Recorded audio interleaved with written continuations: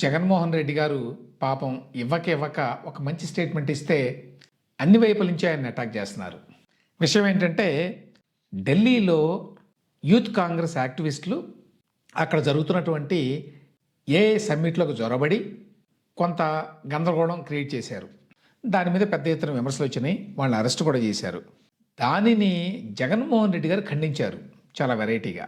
ఎక్స్లో ఒక పోస్ట్ పెట్టారు. అది కూడా ఇంగ్లీష్లో పెట్టారు. బహుశా బీజేపీ వాళ్ళు చూడాలి అనేమో. ఆ ఇంగ్లీష్లో పెట్టిన దాన్ని తెలుగులో చెప్తాను. ఏమన్నాడంటే ఆయన సమ్మిట్లో నిన్న యూత్ కాంగ్రెస్ వాళ్ళు చేసినటువంటి పని మనందరం కూడా తల వంచుకునేట్టుగా ఉంది, సిగ్గుపడేట్టుగా ఉంది. మనం అసలు ఎటుపోతున్నాం. జగన్మోహన్ రెడ్డి గారి ఇటువంటి మాట అంటే చాలా వెరైటీగా ఉంది. ఎవరూ కూడా మన దేశాన్ని కించపరచకూడదు. మన మధ్య రాజకీయ విభేదాలు ఉండొచ్చు, కానీ బయట ప్రపంచానికి మనందరం కూడా ఒకటే అని చెప్పి చాటాలి. అది ఇంగ్లీష్లో ఆయన ఇచ్చినటువంటి ట్వీట్కి అర్థం. This is very unlike Jaganmohan Reddy గారు. ఆయన ఇచ్చిన స్టేట్మెంట్ లాగా లేదు. ఏమైనప్పటికీ యూత్ కాంగ్రెస్ చేసినటువంటి పనిని జగన్మోహన్ రెడ్డి గారు తీవ్రంగా ఖండించారు. దీని మీద అన్ని వైపుల నుంచి ఆయన మీద దాడి జరుగుతోంది. మొదట నారా లోకేష్, యాక్చువల్గా నారా లోకేష్ అంతకుముందే ఖండించాడు దీన్ని. సరే, ఎన్డీఏలో వాళ్ళు పార్టీ కాబట్టి ఆటోమేటిక్గా వాళ్ళు ఖండిస్తారు. అయితే జగన్మోహన్ రెడ్డి గారి ఖండన మీద నారా లోకేష్ కామెంట్ ఏమిటంటే, గతంలో జగన్మోహన్ రెడ్డి గారు ఎట్లా బిహేవ్ చేశాడు, ఇప్పుడు ఎట్లా మాట్లాడుతున్నాడు, ఎంత హిపోక్రసీ అని. 2017 విశాఖపట్నంలో ఇన్వెస్ట్మెంట్ సమ్మిట్ జరిగింది. దాన్ని డిస్టర్బ్ చేయడం కోసం అని చెప్పి వైజాగ్ వెళ్ళి ఎయిర్పోర్ట్లో ధర్నా చేశాడు జగన్మోహన్ రెడ్డి. 2019 గ్లోబల్ ఇన్వెస్టర్లతోటి కుదుర్చుకున్నటువంటి పవర్ పర్చేజ్ అగ్రిమెంట్లని స్క్రాప్ చేశాడు. 2020 అమరావతితో సింగపూర్ ప్రభుత్వానికి ఉన్న ఒప్పందాన్ని రద్దు చేశాడు. 2025 అంటే కూటమి ప్రభుత్వం అధికారంలోకి వచ్చిన తర్వాత గవర్నమెంట్ అదనంగా నిధులు రైట్ చేయనివ్వకుండా ఆర్బీఐకి లేఖ రాశాడు.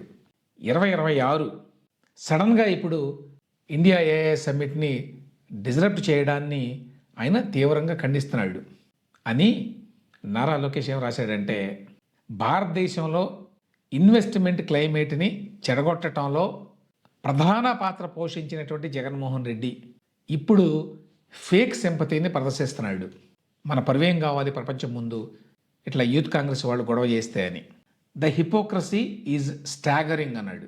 ఇది భరించలేని స్థాయిలో ఉంది ఆయన వంచనా శిల్పం అని.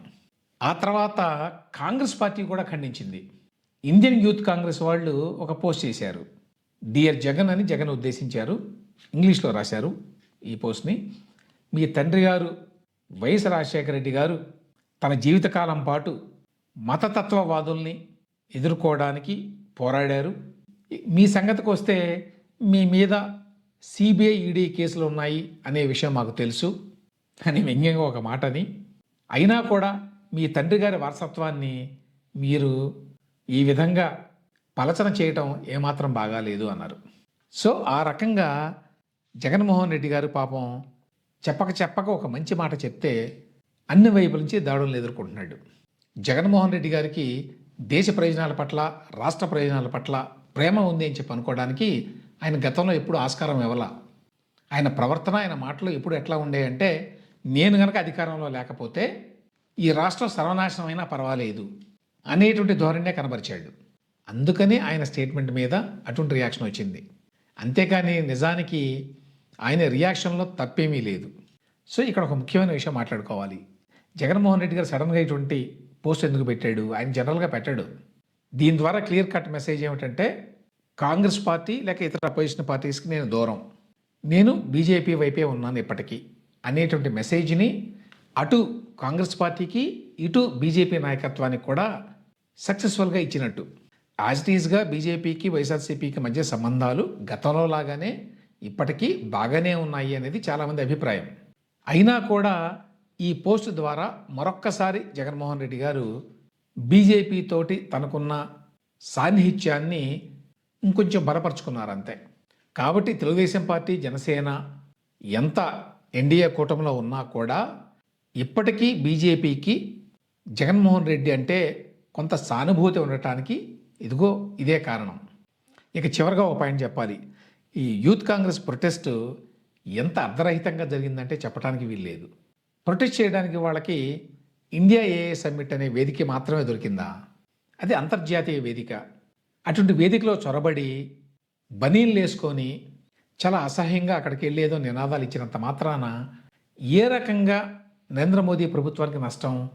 ఇన్ఫ్యాక్ట్ ఏం జరిగిందంటే ఇప్పుడు ఈ ఏఐ సమ్మిట్లో కొన్ని వైఫల్యాలు కనిపించినాయి అందరికీ. ఆ విషయంలో నరేంద్ర మోదీ గారి ప్రభుత్వం యాక్చువల్గా కొంత ఇబ్బంది పడింది. అటువంటి టైంలో యూత్ కాంగ్రెస్ యాక్టివిస్టులు అందులోకి జొరబడి చొక్కాలు తీసి నినాదాలు ఇచ్చి అరెస్ట్ అయ్యి బయటికి రావడం ద్వారా బీజేపీకి ఒక అవకాశాన్ని ఇచ్చారు.